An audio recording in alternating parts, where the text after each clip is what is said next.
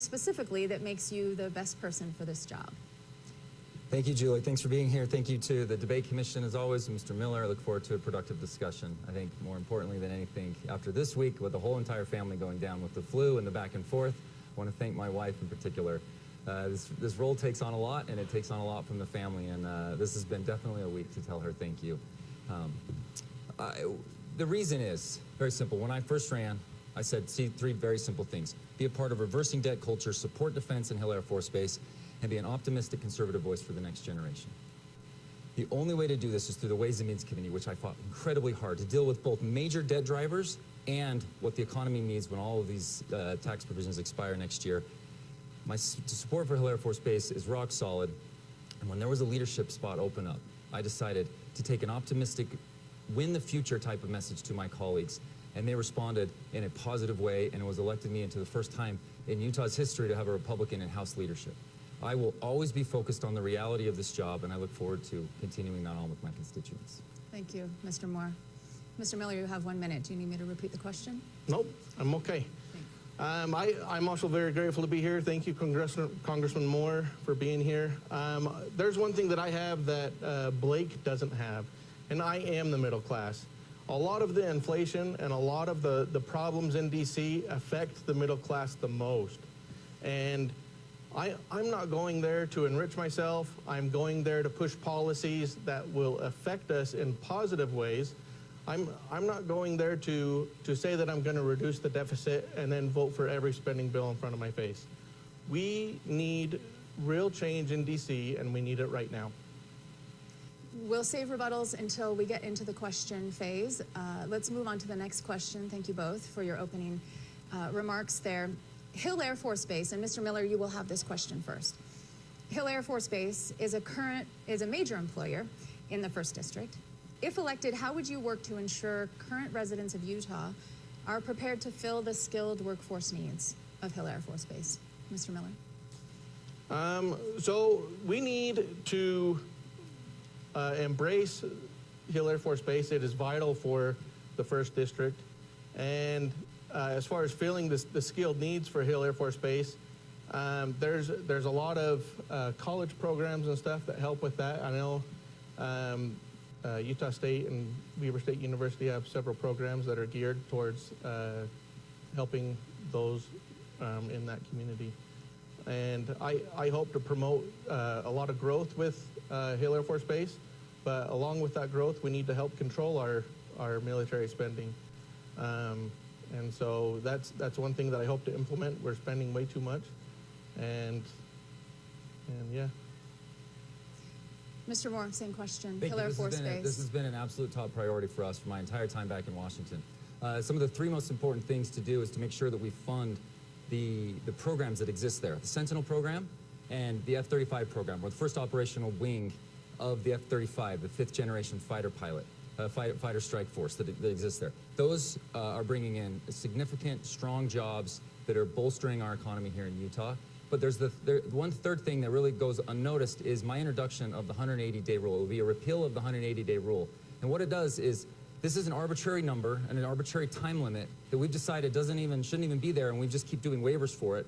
But we need to make sure that our armed services, our active duty military members, when they decide to retire, they still have an opportunity to take the skills that they have and promote all this work within the civilian workforce. Hill Air Force Base is home to over 25,000 workers that are supporting our national security. And these individuals, these civilians that want to continue to join in the mission and the fight, they need to be able to do so without these arbitrary federal rules that exist.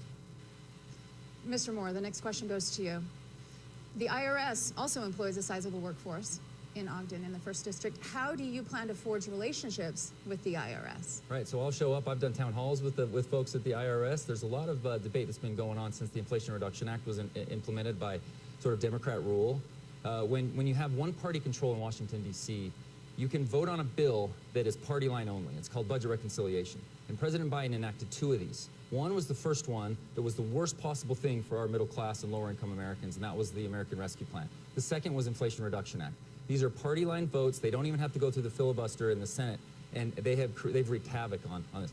One thing that they did in this bill was that they did an $80 billion funding approach to the IRS, and the IRS doesn't need that. The folks at the IRS, they say the most important thing they need is better customer service capabilities. So what we did as Republicans, we repealed the largest portion of that funding and kept just the part that helps them do their job in an effective, productive way. That's what they want. They want to be able to do their job with efficiency and do it, what they went in to do that job for. When we have 6,000 largest processing facility in the country here in Ogden, we need to make sure that they have the tools necessary to do their job effectively.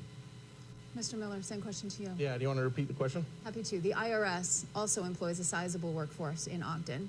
How do you plan to forge relationships with the IRS? You know, the IRS is a vital agency in our federal government. A lot of times they get a bad rap, but we need to make sure that they do have the tools necessary to fulfill their jobs in an efficient way. And to be honest, I haven't really looked incredibly into detail into this topic. And I do realize that the IRS is in Ogden. I have several people that I am friends with that are there. But as far as, I just want to make a note as far as the 87,000 IRS agents that Joe Biden put in, and that is one of the things that I would love to see cut out of our budget. We don't need more IRS agents, and they say that they're there to go after those that are dodging taxes, and I think that's a farce, and it's only going to hurt middle and low income constituents. We'll move on to the next question. And Mr. Miller, this one goes to you first. Is Russia a threat to countries like Poland, Finland, and the Baltic states? If Russia were to expand its war in Europe into NATO countries, would you support a U.S. military response? That's a good question. I am anti-Russia. I don't like Putin, and you know, that's a complex situation. It's obviously going to, like, we have an agreement with NATO, and so yes, there probably is going to be a response because we are in that agreement, in that NATO alliance. And as far as Russia goes, I don't know if we're going to get a Ukraine question, but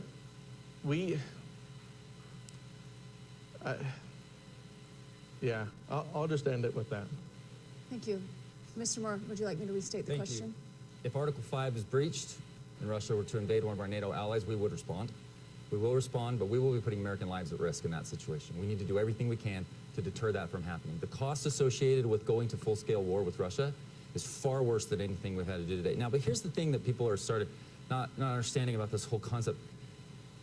We made a commitment to Ukraine in 1991 that we would support them if they gave up their nuclear weapons. That's the thing that keeps us the most safe. We do it right here at Hill Air Force Base. It's called the Sentinel program. That keeps global security across the entire world because people know not to mess with us. When Obama was president, Putin took over Crimea. Nothing happened during President Trump. They didn't advance. When Biden was president, they advanced again. If President Trump is back in the White House, and he came up with an idea, President Trump came up with an idea to support Ukraine right now and get this to a point where he can end this conflict. And I hope we can end this before it ever enters into anything related to an Article 5 breach, anything related to our NATO allies. If I could ask a follow-up question, and we'll go to you, Mr. Miller, and then to you, Mr. Moore, and you'll each have 1 minute for a follow-up if you need it. What exactly do you believe Congress can do to deter Russia from expanding its aggression into NATO countries that would incite a military response? Yeah, well, I'll tell you that the sanctions that the Biden administration has imposed aren't really doing us any favors right now. It's not hindered Russia's progress, and Russia's still going on, and their military might is obviously stronger and more resilient than the Ukrainian military might. And one thing that I want to bring up about Ukraine is Ukraine's not an ally.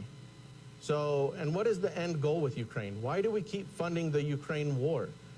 Because Ukraine does not really have a real economic impact on the U.S. They only are about $2 billion of trade between the U.S. and Ukraine, which is 0.1%.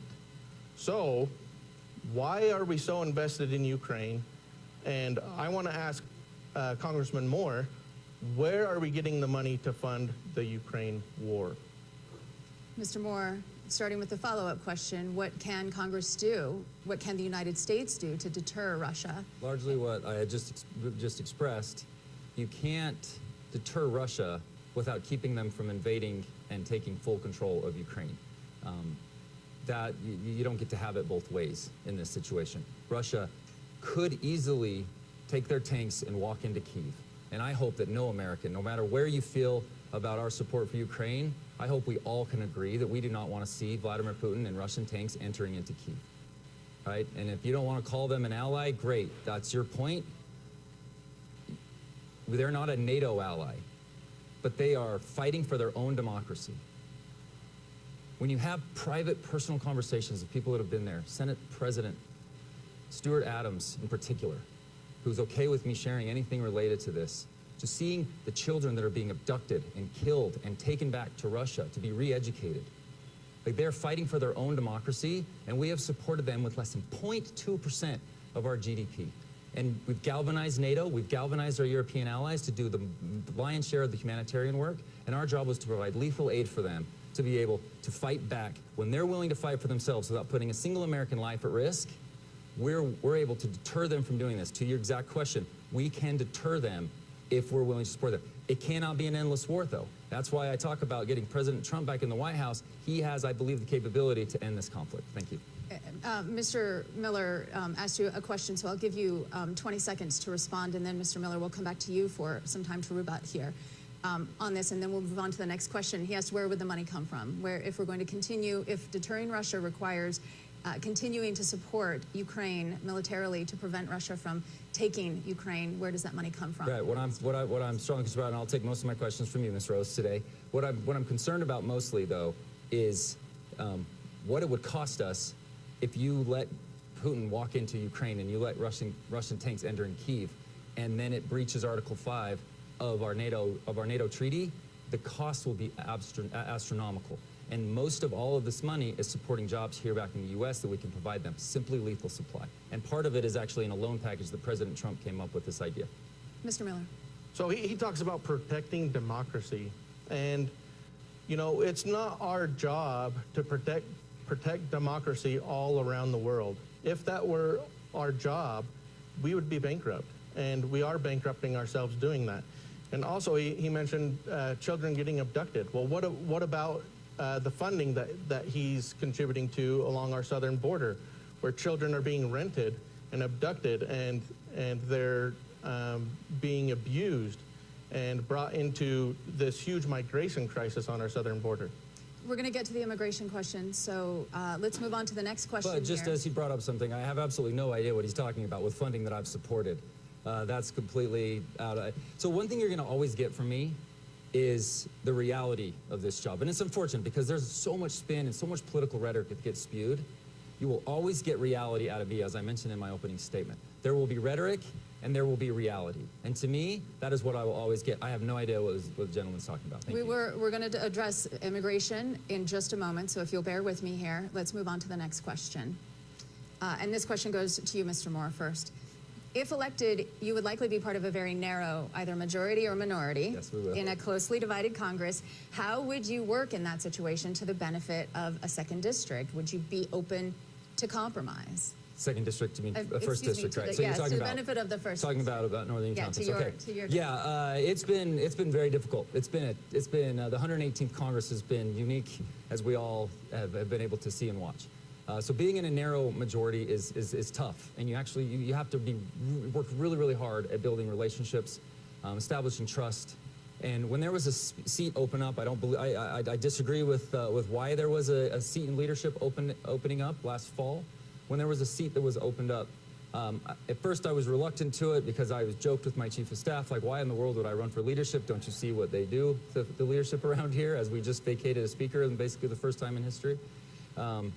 But I knew it was going to be important for Utah. I knew it's important for Utah to have a voice at the table. When I first ran, I said, you know, I want to take Utah principles back to Washington, and I don't want that to just be a bumper sticker. And so I ran for this leadership position, kind of putting myself out there, and we have had If you look at the outcomes that we've been able to have as a House majority, a narrow majority, it's not easy, but we're accomplishing things. We're keeping all of President Biden's spending completely at bay. He enacted over $5 trillion.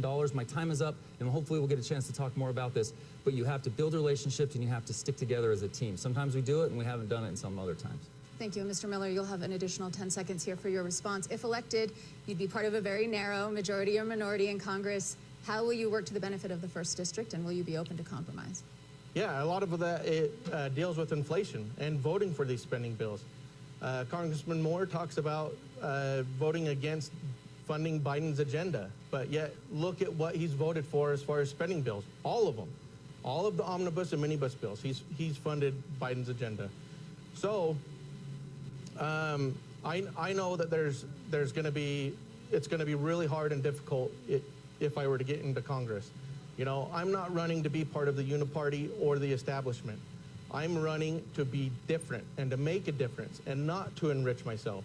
I want good, positive policy for the 1st District and for America. And, you know, I'm not running to compromise. I think that the Republican Party has compromised their principles too much. And it seems like the Democrats are the only ones that win out of the compromise. And so I am running to change that, and we need to get real results and implement real policy that's beneficial to the 1st District. Mr. Moore, 30 seconds for rebuttal. Yes, thank you. So let's talk about the reality here of what's going on. So when I'm in the minority, it's very easy. In fact, I did it vast majority of time, voted against pretty much all of President Biden's spending agenda. Inflation comes from the American Rescue Plan, the $2 trillion no offset spending bill that he enacted his first 2 months in office when the Senate flipped. The reality of the appropriations process, when Republicans are in the majority, even with a narrow majority, we did what we haven't been able to do since 2013. Republicans have been able to support defense and lower non-defense discretionary with a $2 trillion savings out of the budget cycle. That's not my numbers, that's CBO numbers. So $2 trillion is taken out when you support something. It's easy to vote no. When you're in the majority, though, you've got to lead. And we've been back there trying to lead this through. I support Speaker Johnson in his effort to try to trim out as much of this budget as we possibly can while keeping all of President Biden's other initiatives that he would want to do completely at bay. Mr. Miller, you'll have an additional 30 seconds for your rebuttal. Yeah, so he talks about cutting $2 trillion out of our budget. But that $2 trillion is over a 10-year period. So that means that you will need the majority in Congress in order to approve those spending cuts every single time. So it only helps when we're in the majority, and we can't bank on that. And also, every time that we vote for the deficit that we've continued to have, it increases our interest payment, which our interest payment will soon catch up to us, and soon we'll be printing money to pay that off, which causes inflation. Mr. Moore, I'll give you one more rebuttal, and I ask you to respect the clock at 30 seconds, Absolutely, please. and that's great because as I mentioned, the budget cycle, I'm not trying to hide that information. No, that's what a budget cycle is. That's what the CBO does. The vast majority of the appropriations bill supports our defense, our veterans, our border security, our homeland security. That's what that's the big misnomer that often gets missed in a lot of the rhetoric that you'll see. But the reality is we need to make sure that we support our defense community, right? And especially when you represent 25,000 plus individuals serving every day to support our defense community. Thank you. Thank you. Mr. Miller, 30 seconds, and we'll move on. I'm okay. All right, next question we have, it will go to you, Mr. Miller, and it's actually a video question from a student at Southern Utah University. Let's take a look.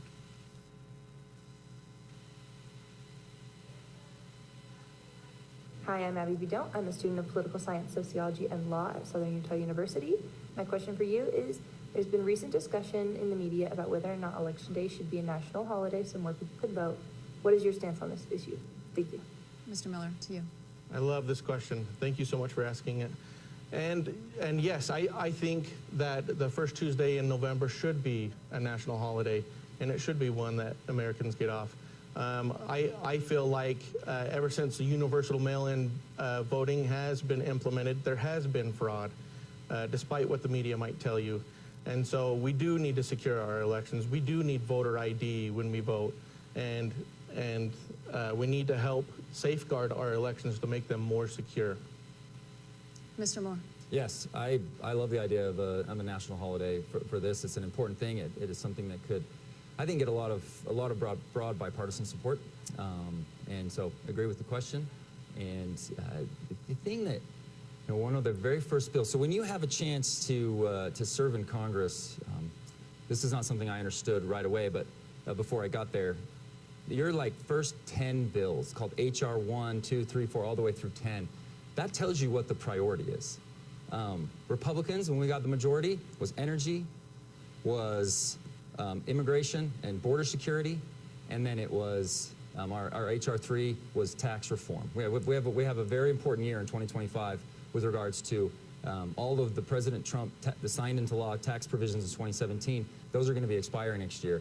Those are our HR 1 through 3. Democrats put in HR 1. Their HR 1 was this this bill that would obliterate all the things required to run safe and secure elections.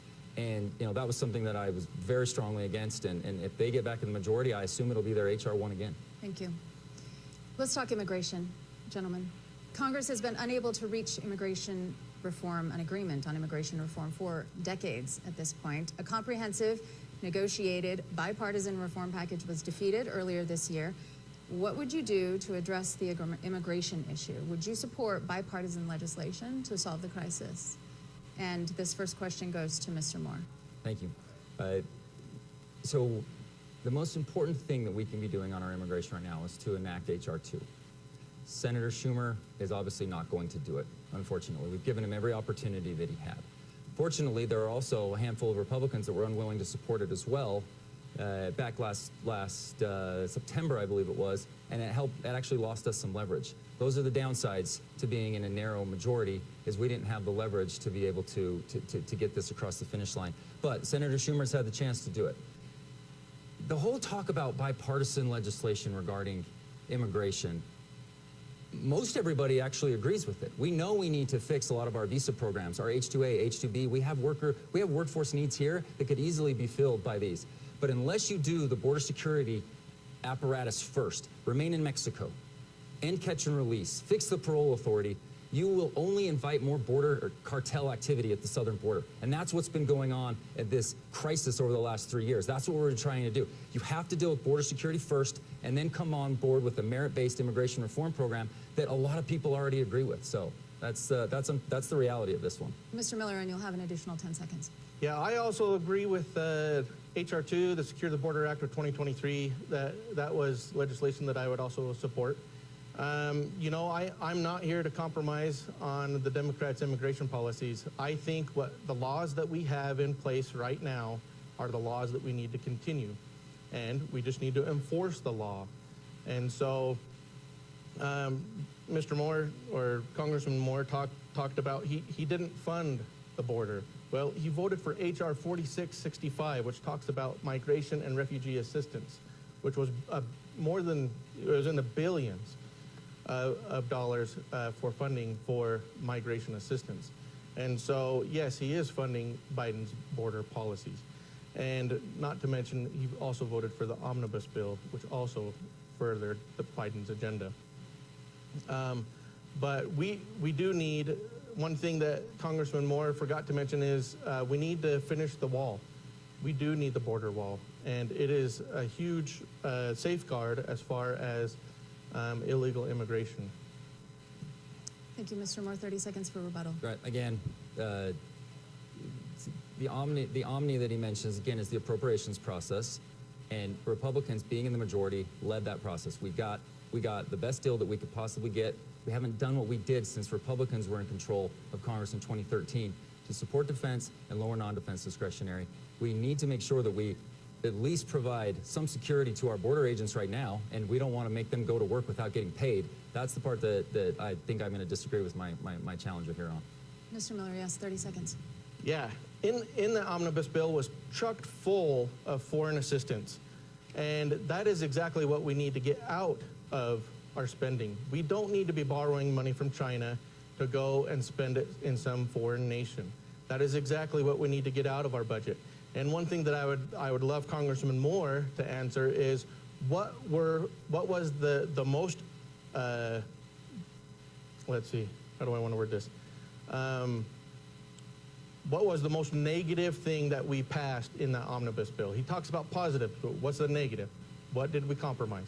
Would you like a rebuttal, No, Mr. I'll Moore? take the questions from you, Ms. Rose. All right, thank you, gentlemen. Next question is from social media. We have a member of our online audience named Justin Hill. And this question goes first to you, Mr. Miller. Would either candidate support legislation to remove the National Firearms Act and Gun Control Act? Mr. Miller. Yeah, there are some things that we might need to change in the NFA. But I think where the Second Amendment is right now is in a pretty good spot. I support, going through certain regulations as far as getting fully automatics, but I in no way support a semi-automatic weapons ban, or assault rifle ban, or any other restrictions on our Second Amendment rights as they currently sit. Thank you, Mr. Moore. Right. I have a very strong rating with organizations like the National Shooting Sportsman Foundation, NRA. These groups see that I'm a very strong supporter of the Second Amendment, reasonable in my approach to be able to enact good legislation too. So with the NFA, it doesn't have the support to get past a Senate filibuster, and it's not subject to the budget reconciliation process that is required when you have the White House, House, and Senate. So it's essentially, it's not going to happen. It's been talked about for decades, but what we need to do is to make sure that what we used, and particularly with this appropriations process, we got it. So veterans are never going to be targeted through their bank account. If they bounce a check, there would be Second Amendment issues. They would have their Second Amendment rights potentially taken away. And we stood firm as a Republican conference to make sure that we got rid of that. Gun Owners of America lauded us passing the appropriations process to use that piece of leverage. We're also doing something else with suppressors. There's the Pittman-Robertson Act that puts a lot of the money towards conservation. Gun owners, hunters are our nation's first conservationists. They want healthy forests. We are taking a bill that would take the money that is used on these suppressors and moving it over to the Pittman-Robertson. It's lauded by all of the big gun groups and the sportsman folks as some of the best, most logical legislation we can do. Thank you.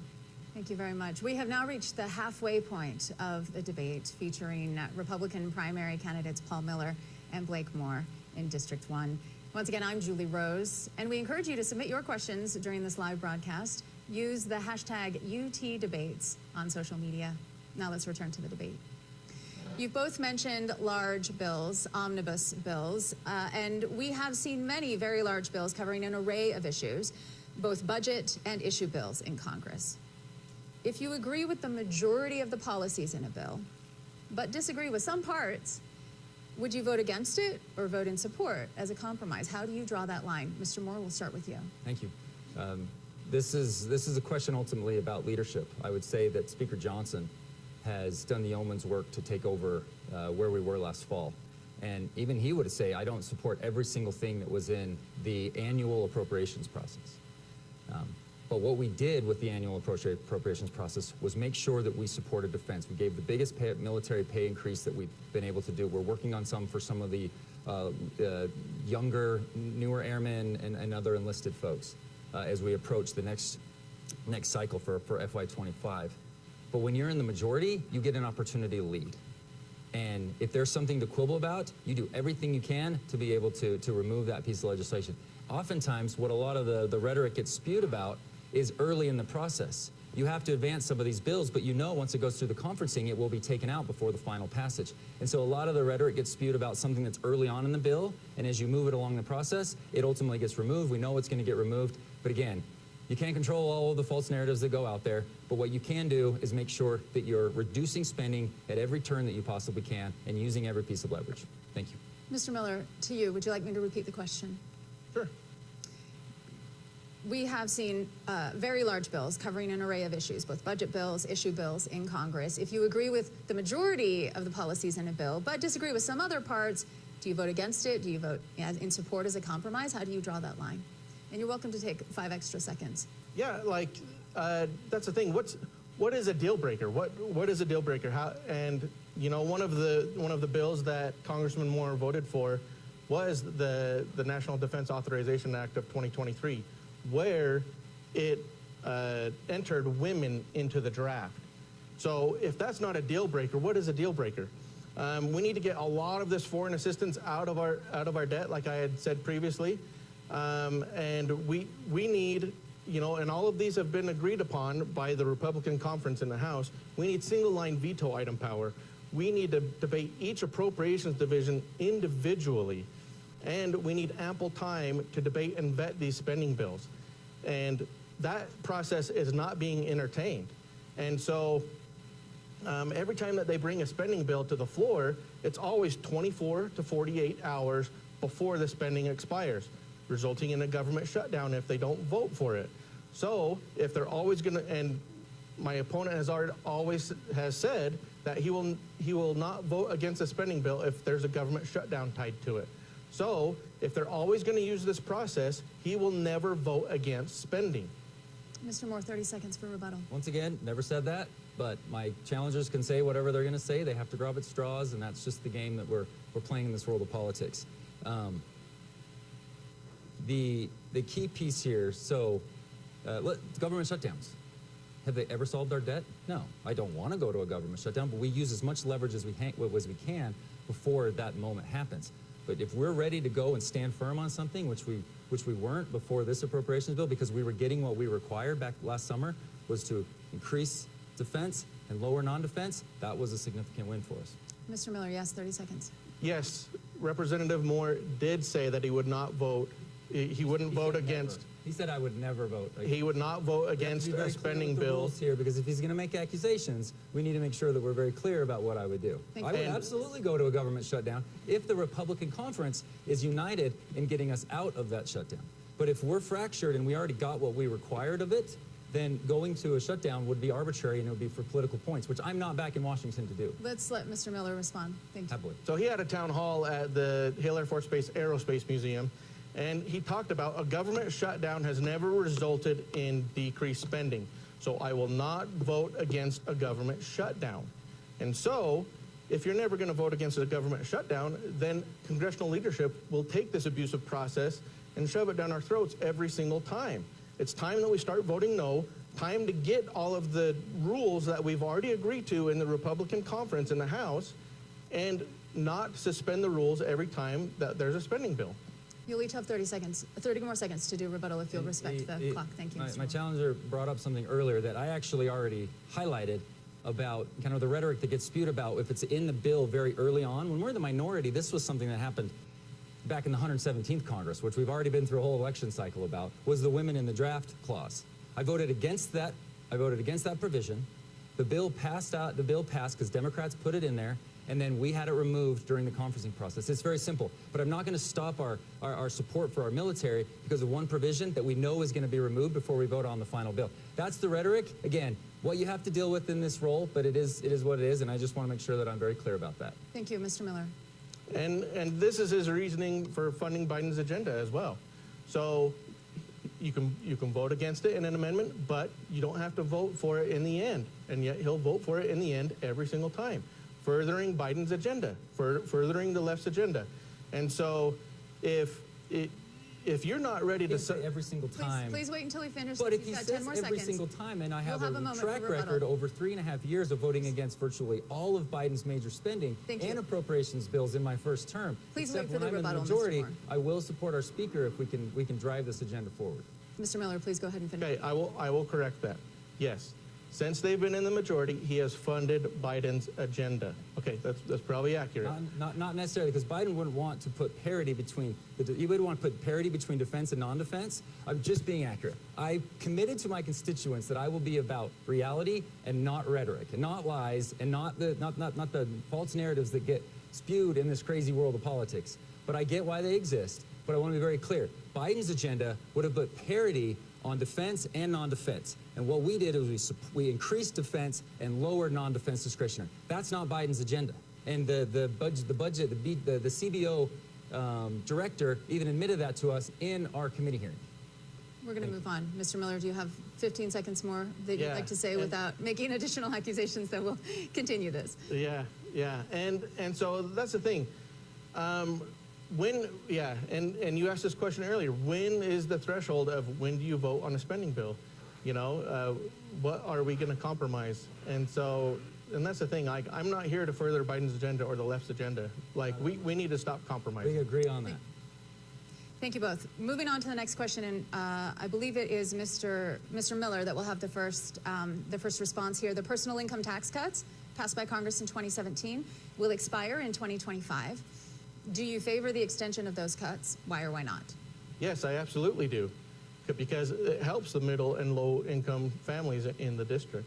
And I already know what my opponent's going to say. He's going to say that he's going to need to be on the budget committee to implement these policies. Ways and Means Committee. It goes through the Ways and Means Please Committee. wait until you'll have your opportunity. You will have your opportunity. So he's going to be the only one to be in Congress, and so he needs to get reelected, so that way we can push this.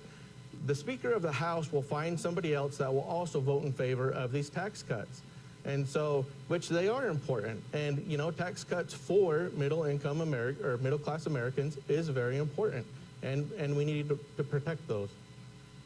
Mr. Moore. I'll continue on with that because I am absolutely so excited about being in a position in 2025 to redo all of the tax provisions that were done by President Trump and Congressional Republicans back in 2017. We have seen strong, sustained economic growth since that took place, and it weathered storm, it weathered COVID, it even weathered Democrat spending when they had one-party rule in 2022. Worked really hard to get on this committee because I knew Utah runs the best type of we're the #1 economy in the country. Utah needs representation. We had some of this representation, and much of it when Senator Hatch was in the Senate. There is only one committee, however, in the House, and even one committee in all of Congress that generates a revenue bill like this type of tax-related bill, and that's the House Ways and Means Committee. And I fought like crazy to be on this because I wanted to take what I know Utah does so well and inject it. I am on 3 different tax teams: international competitiveness, community, and family tax. The things that the Democrats get wrong about this is we doubled the standard deduction for lower and middle income Americans, and we also increased the child tax credit. That's what Republicans did in 2017, and all they do is sit there and lie about the fact that this is just for the wealthy, and it's not. This is actually what grew our real wage growth without increasing inflation, and I look forward to repeating that for next year. Thank you. Let's talk about health care, and this question will go to you first, Mr. Moore. Health care costs for all Americans, including Utahns, have risen dramatically. What would you do as a member of Congress to reduce health care costs? There's only 2 things we can do to get after health care costs, and that is to make a market, an industry that thrives like virtually every other industry that we have in our private sector.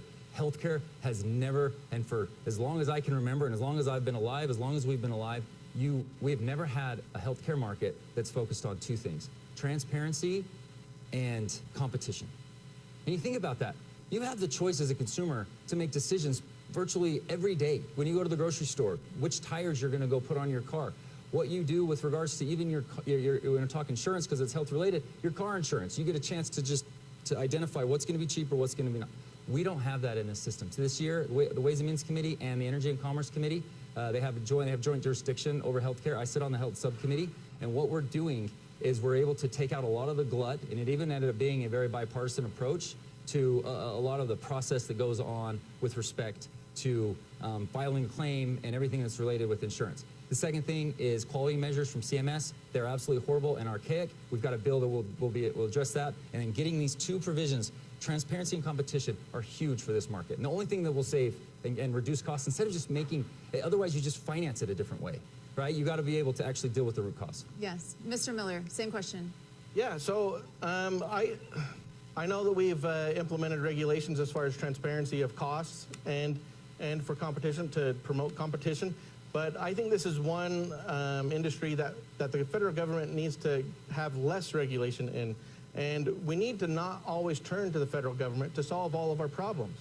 So I think the more regulation and the more policies around this are just going to hurt, the middle class and low income families.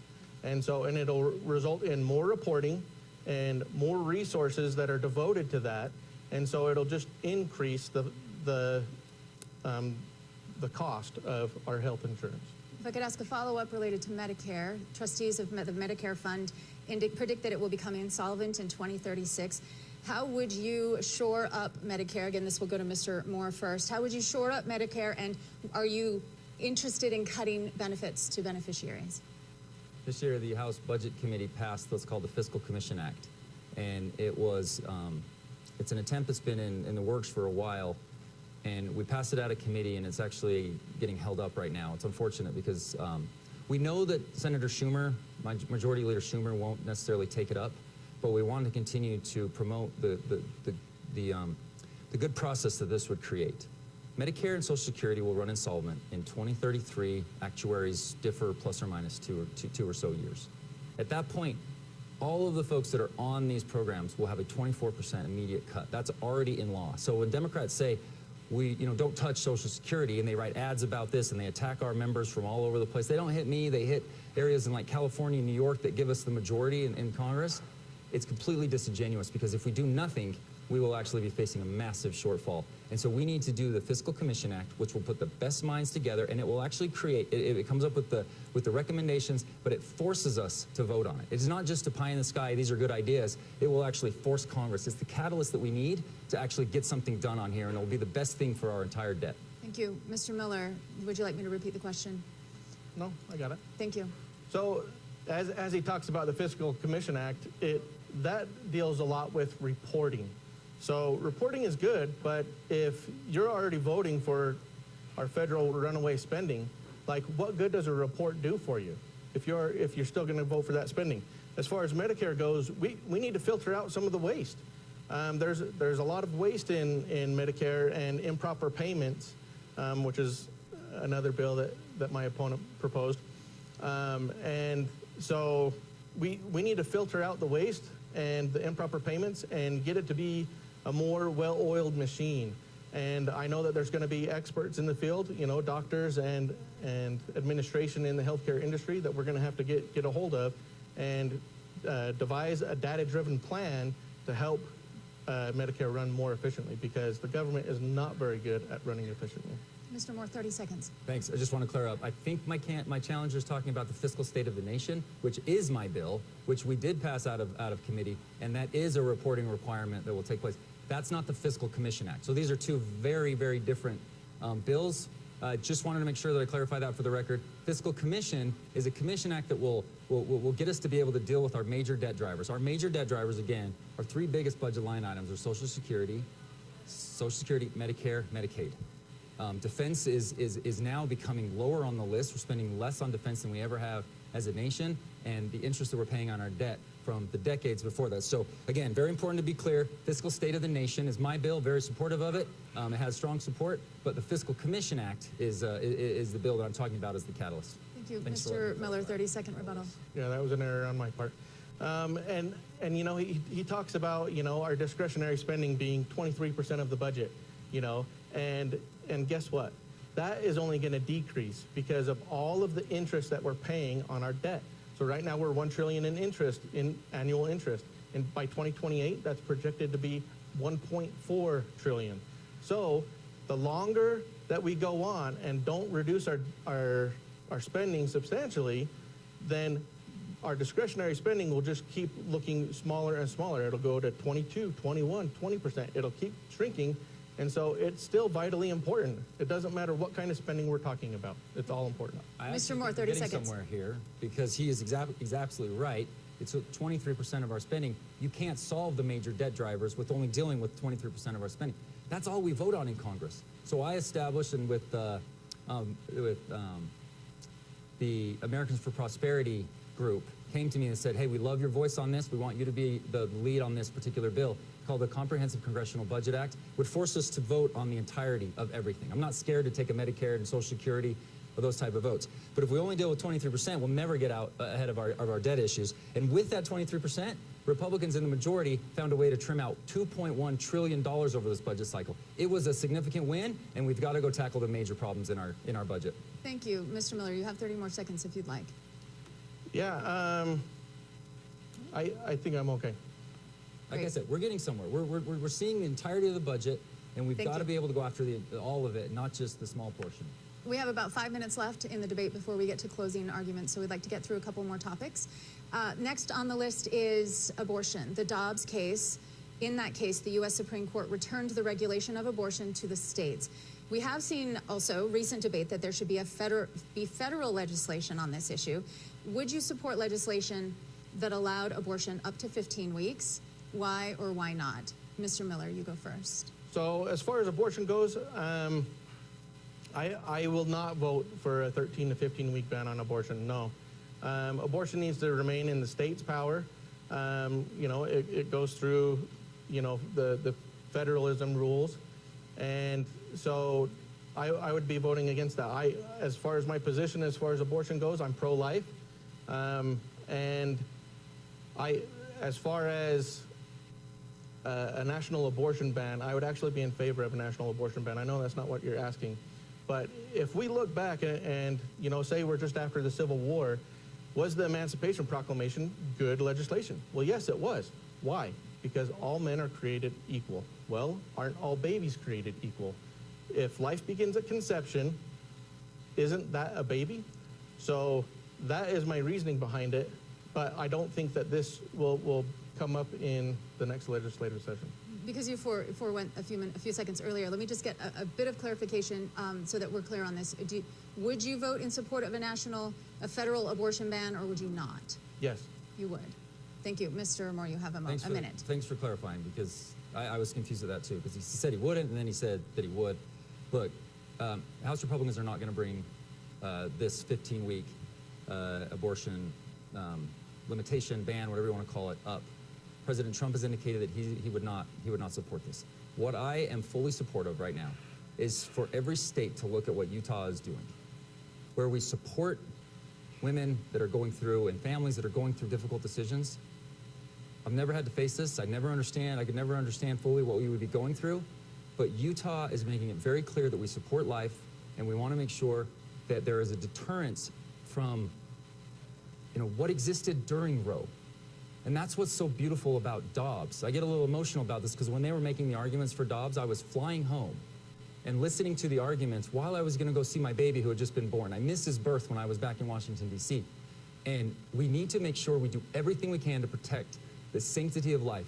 Utah is going to put forth, and they're going to have a track record of showing how we support individuals going through tough things, but we're going to be very firm on what our support is. And then every state needs to look at us and say, hey, Utah's doing it right, just like we do on everything else, whether it be the economy, how we deal with volunteerism, across the board. Utah does it right, and this is something that we need to make sure that other people in other states see how we're going to approach this issue. Yes, Mr. Can you ask him if he would be in support of a national abortion ban? Is that your rebuttal, your request? Yeah. I'm happy to ask that question. Do you support a federal ban on abortion? There is no legislation that will come up to support a federal abortion ban. If it came up, would you support it? If it is something that will protect the sanctity of life, I have an A+ voting record with Susan B. Anthony. It's one of the best organizations that's involved in this space because they're about supporting individuals, they're crisis centers and all that type of stuff. If this is something that's going to promote life and be able to make it, I would absolutely support that. We'll see how President Trump is going to be able to deal with this and handle this. We need to first, what is the reality of what's going on, is to look at the states that are doing it, and they're doing it well, like Utah is going to, and be able to share that and mimic that, and not make this so combative. We need to make this about the women and the children that this ultimately affects. That's a non-answer. We're 2 minutes. I answered fully. I gave it a full answer. Would you like to say something, Gave it Mr. more Miller? context. No, I'm good. Thanks. This will likely be our last question before closing statements. One of the longstanding arguments between Utah and federal government is the management of federal lands. How do you propose to negotiate and improve those federal and state relationships in the future? And this question, I believe, goes to Mr. Moore. Mr. Moore first. Thank you. Absolutely. Yeah, so bit of a boring concept. It's not going to catch a lot of headlines, but shared stewardship agreements that exist with our state and any of the federal agencies that are involved in our lands. These need to be rock solid, rock tight. We need to show other states how to actually engage in them, and we do these things responsibly. Governor Cox's team, before that Governor Herbert's team, they were always so good about showing the federal government how to best take care of our land. We should be having more control over what goes on in our state. There's no question about that, and every single member of the Utah delegation agrees wholeheartedly with that. We need to address PILT. The eastern states representatives, they have no idea what goes on out here in the West. There's fewer of us, so it's a little bit more difficult, but show them how we do it best, and we'll continue to have good outcomes like we do here. Thank you. 45 seconds, Mr. Miller. So our public lands should be coming back towards our state. Our state should have more control over our land, and To be honest, I'd love to see a repeal of the Antiquities Act, where Biden and Obama are taking huge swaths of land in southern Utah and creating monuments out of them. And so this is highly detrimental to our mining and our industry in the area, and it stunts economic growth. And not only that, it affects the hunters, and it affects those that are trying to enjoy the outdoors in southern Utah. And so, yeah, there's a lot of problems with the government and our public lands. Thank you. We have now reached the end of the debate, and by random drawing held earlier, it was determined that the first closing statement would go to candidate Moore. So, Mr. Moore, Blake Moore, your closing statement. You'll have 1 minute. Again, thank you, Julie, for a great debate and great discussion with Mr. Miller. I keep it very simple here, and we already talked about it a little bit. I've worked my tail off. We're getting a constituent service award. Candidly, that's one of the most important things we do, helping my constituents navigate a federal agency that they have to. It's very difficult in a lot of ways. You get stuck in the loop, and we're there to be able to support you and help you navigate getting a passport, dealing with an IRS issue, Social Security, you name it. But next year is an opportunity for Republicans like we haven't had in a long time. We took back the House this last time. I'm thrilled to be a part of going and helping my candidates and other candidates across the country to make sure that we have the numbers to be able to do that. With that, we have kept President Biden's spending to nil. It has been completely obliterated from his ability to do all of the $5 trillion that he did. Next year, we have a chance to redo a lot of what was so successful in 2017. Through the House Ways and Means Committee and through making sure that we have these tax provisions, they're all expiring basically next year. We need to make sure that we reenact them so we have the strongest economy continual in the next 20 to 30 years as our nation, and this is the year that we're going to have a chance to do that. Send me back there. That's why I asked for your vote, so I can continue the work I've been doing. Thank you very much, Mr. Moore. Mr. Paul Miller, your closing statement. Yeah, I am not a politician. I am here to represent the middle class, and that's what I fully intend to do. If I get elected, I won't be the guy at town halls telling you what I've done. I'll be the guy at town halls asking you, what should I do? What policies would you like to see changed? And, you know, I want to represent my friends, my neighbors, and my family and those in the 1st District. And, you know, Congressman Moore asked for the majority when he ran 2 years ago, and he said that they wanted the majority. And now that they have the majority, they haven't pushed their leverage with the House, and they have compromised way too much. And I feel like that's what we need to cut out of our representation in Washington, D.C. And we need change, and we need it now, especially when it comes to our debt. But I appreciate your support, and I appreciate your vote on June 25th. Thank you to our candidates, Paul Miller and Blake Moore, for participating today and for your dedication to public service, both of you. Election Day is Tuesday, June 25th. Contact your county clerk if you have any questions about making your vote count in this election. We greatly appreciate PBS Utah for donating the production facilities to broadcast this debate. We're also grateful for the Larry H. and Gail Miller Family Foundation, Zions Bank, the George S. and Dolores Story Eccles Foundation, and the Stewart Family Foundation for their generous support of the Utah Debate Commission. This debate and others from previous years are available online at utahdebatecommission.org. I'm Julie Rose of BYU Radio. Thank you and good day.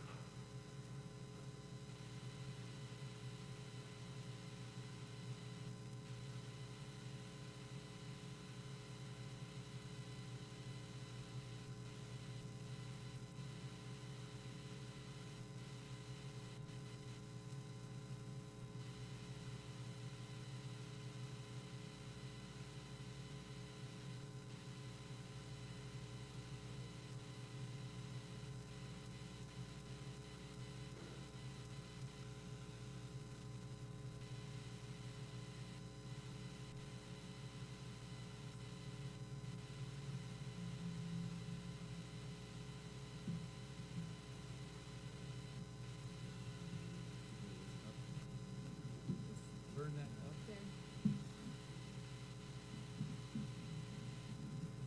Where am I looking? I don't ever know about this. I'm looking at you, whether you're asking a question or not. Gee, how are you? So it seemed like you guys, the big difference that I heard today was a lot of discussion about spending. You talked about how you used $2 trillion.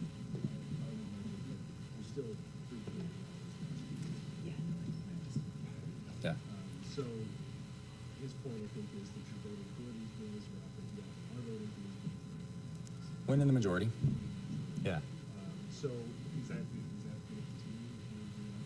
So if we're able to trim wasteful spending out of it, the only way to actually do it is if you're willing to support something. You can't, if you want to just kind of exist back in Washington and collect a government paycheck, you can vote no all you want, all day long, every day, for years. But if you want to lead and you want to actually direct the direction of our Article 1 responsibility, which is spending, so I'm glad the majority of our time was spent on spending, because that's what Congress should be entirely focused on. It should be our leverage point. It should be what we're focused on almost entirely. But if you want to lead and you want to drive spending in the right direction and reduce wasteful spending, then you have to be willing to support something. And that's the part that I think that the rhetoric, and I tried to make a contrast between what the reality is versus what the rhetoric is. The reality is you've got to support something to be able to drive out wasteful spending, and that's what we're doing. And in addition, the reverse the curse that we did in the House Budget Committee, that's a 10-year balanced budget plan. I wish it was sooner. But it's a 10-year balanced budget plan that will target all of the waste, fraud, and abuse that does exist in our system and get out. We've got to win elections to be able to implement this plan, and otherwise we're going to continue to be dealing with only a small pie, a small fraction of the pie on the overall spending. And the big stuff just goes on and on and on without any in autopilot.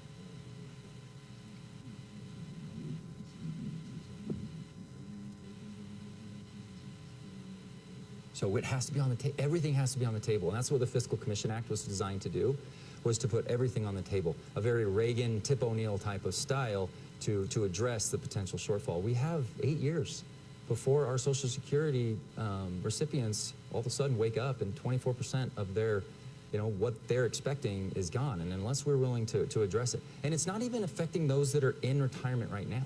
We missed a big opportunity pre-2008, and candidly, it was George W. Bush that was pushing it hardest, but congressional Democrats wouldn't go along with it, to be able to get these trust funds to grow more naturally and to grow, everyone wants to call it privatization it's just using a mutual fund, for crying out loud. The S&P has proven over, 2 decades that it's going to grow at a strong rate.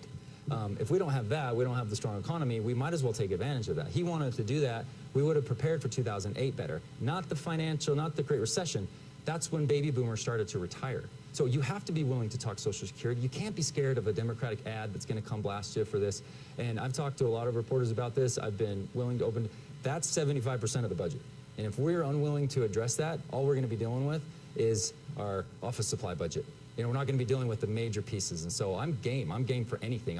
That's why I did the Congressional Budget Review Act, or the Comprehensive Budget Act, through Americans for Prosperity, is because it forces us to vote on the entirety of it. And if you do that, you create mechanisms for accountability.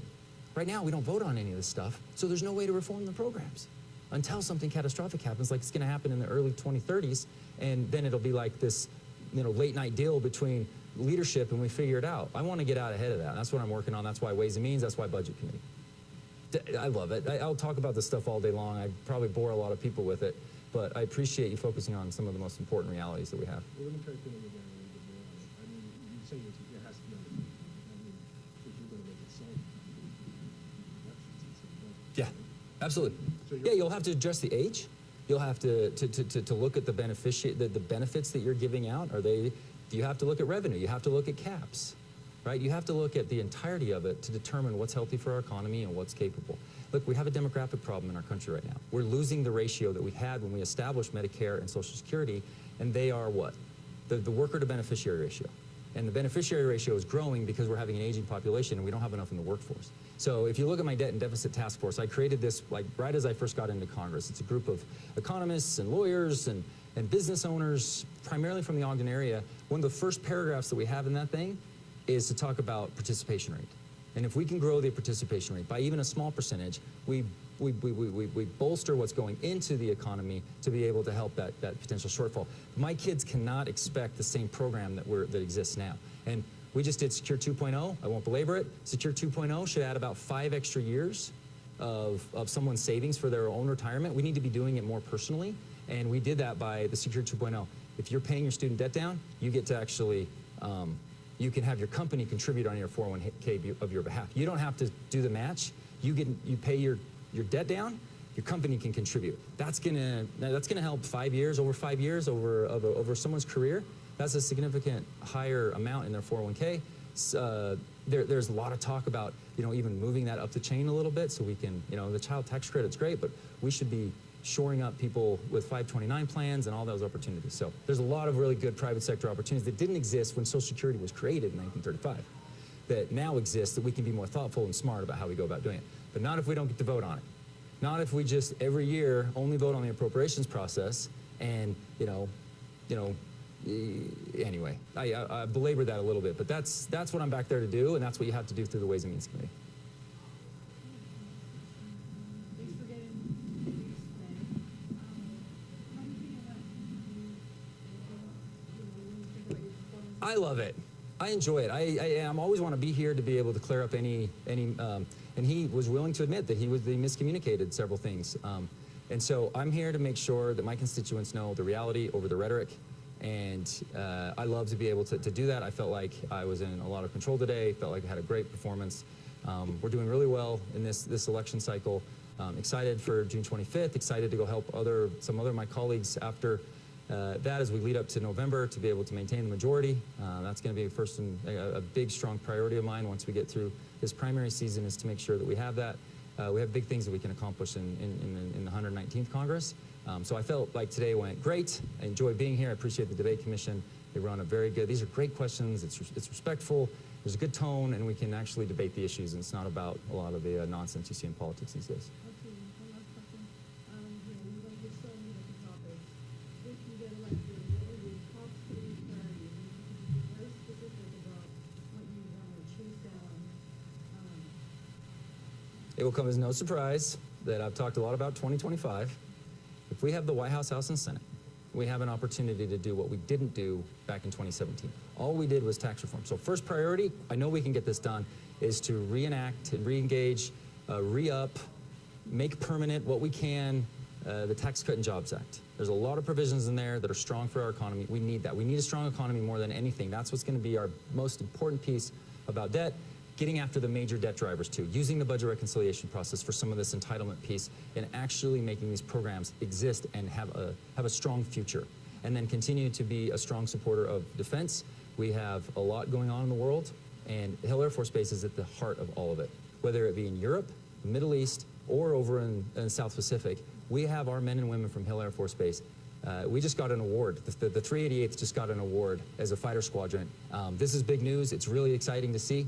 And I love supporting those individuals. They're doing the job that's creating a safer world for all of us, and there's a lot of things going on in the theater out there, and Hill Air Force Base is at the heart of all of it, and so I want to make sure that I'll always continue to support that. Those 3 things. On Ukraine, you said during the debate that you think the Trump administration would be able to bring an end to the Ukraine war. I wonder if you could give them that specifically, what they could do to resolve that conflict, and is there anything you think the Biden administration should be doing right now that they're not? So I always have been very clear the Biden administration should have done more early on. Things related to different types of sanctions, pipeline, things like that.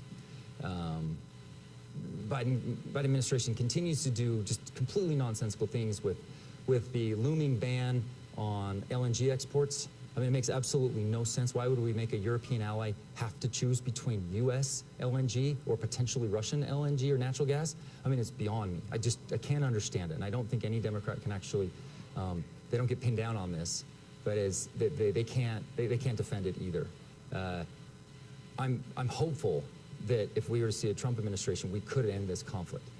I look back and I'm basing a lot of this just on historical understanding, right? Like there was advancement during Obama. It did not happen during Trump. There was advancement almost immediately during Biden. Like, what's the magic sauce here?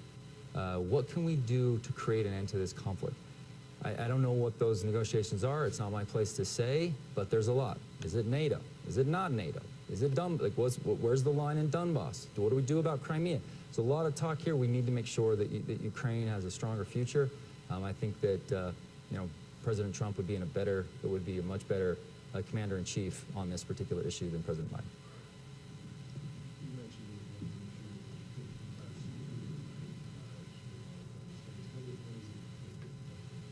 But we're being open. We're trying to make sure we have pregnancy centers that are available for tough situations, providing the information across the board. I support what the Utah law is, and let's give it a shot. Let's look at a post-Roe world and say, okay, what can we do to create people to say, you know what, I need to be more responsible. Like if we accomplished that through Dobbs, and people had a mindset change, just that, and we were able to limit the number of abortions that were taking place, whether it's in a state that allows it or a state that necessarily doesn't or has certain limitations, if you will, or exceptions, like what can we be doing to do that? And if we can create people to pause for a moment and say, I need to be more responsible, I think it's a win. Where do you stand on access to contraception? Just really quick, do you support that as a right? Yeah, I don't think that's even controversial. So, thanks so much. Thank you so much. Appreciate it.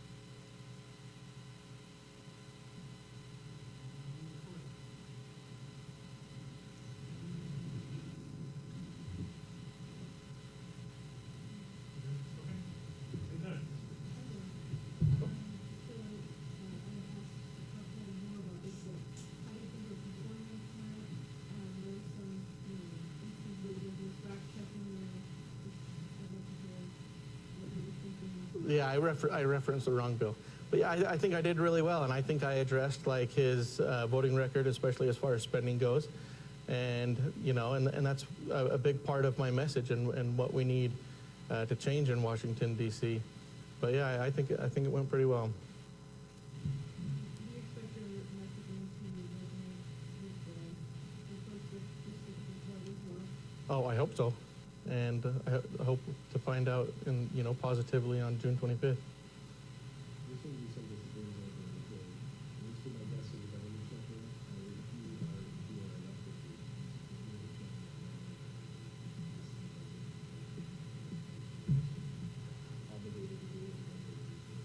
Yeah, government funding is one of the responsibilities laid out in the Constitution. We are supposed to fund the government. I am for funding the government, but I'm not for funding all of the waste and all of the wasteful spending that comes with that. So, and so I'm not afraid to vote no on a spending bill if there's a government shutdown tied to it, because that ultimately wasn't my decision. That was congressional leadership's decision for bringing a spending bill, not knowing that they had the votes for it at the last second. And so yeah, we need to get that abusive process changed, and that's why I would vote no on these spending bills, so that way we can actually start to whittle away and chip away at the waste in our spending. Mentioned congressional leadership. Would you say that the leadership, including Republicans, has pushed an agenda that many conservatives might not support, including the government shutdown? There was a lot of infighting during that time. Yeah, and you know, how I see it is, you know, there's the establishment uniparty Republicans, and there's those that are fighting for change. And you know, the establishment uniparty is kind of the monarchy in Congress right now, and the monarchy is not going to give up its power willingly. And so, and what was your question again? Just, the leadership's role, including the Republican leadership's role. Yeah, and so leadership, like, is put into leadership, you know, because the establishment and uniparty does have the control in both houses, you know, especially the Democrat house or conference, the Democrat conference. But like, yeah, so they're going to promote somebody that's someone like them, and so yeah, like even leadership will probably be in favor of something. That doesn't mean that it's that I would be in favor of it. You talked about the uniparty and it seems like you're running against the establishment and your own party, Republican leadership. Do you feel that there's a divide in the Republican conference, and do you see that as hurting your position negotiating on some of these bills if the conference itself can't come together? Well, yeah, that I do feel like I'm up against the uniparty and the establishment. You know, as my opponent, like as I feel like my opponent is part of that group. You know, it's those people that are pushing bills to benefit their donors, to benefit, you know, all of the money laundering that goes on with government contracts and government funding and stuff like that. And so, you know, you see it in their campaign donations, you know, and that's what I'm against. Like, we need to quit forming policy around donors and special interests and actually look at policy that benefits Americans. And so, and which is why I decided to run. So if you're elected, what would you do to bring some consensus or bring leadership and everyone else in the Republican conference on board if they're part of the uniparty or whatever? Well, since, you know, the establishment and uniparty has, you know, the control right now, I'm not expecting to go into Congress being against that and being rewarded for it. You know, it's going to be hard for me, and you know, I'm not going to be rewarded as far as committee positions go or anything like that. And that's why I hope that America as a whole wakes up to what DC is like, and America needs to be voting these incumbents out that are causing the problems. And you know, because our nation is worth fighting for. And you know, which again is also why I'm running. You know, this is what we need to change. What are the three specific policy issues that you will focus on to So the three biggest issues that I see right now are the southern border with immigration, our debt is unsustainable, and what I like to call woke policies, or the left's agenda. And so, you know, as far as climate change and stuff like that, which I'm very against. And so, did that answer your question? Okay.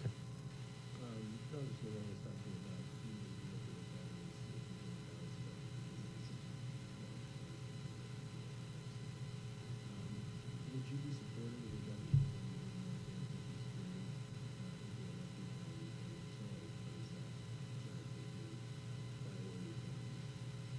Yeah.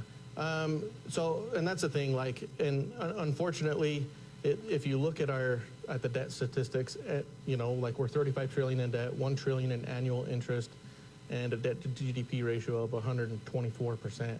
You know, you fast forward that to 2028, we're with the same trend of spending. You know, we're at 46 trillion in debt, 1.4 trillion in interest, and you know, a debt to GDP ratio that's, you know, it's getting closer to 140%.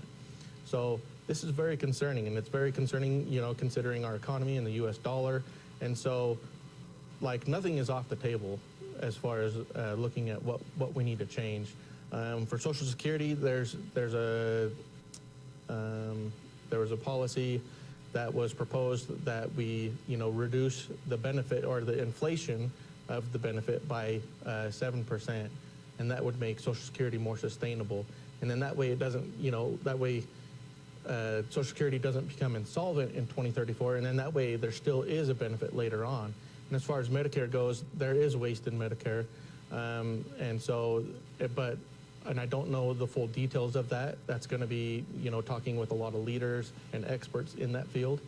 And so, but yeah, there's waste everywhere in government, honestly.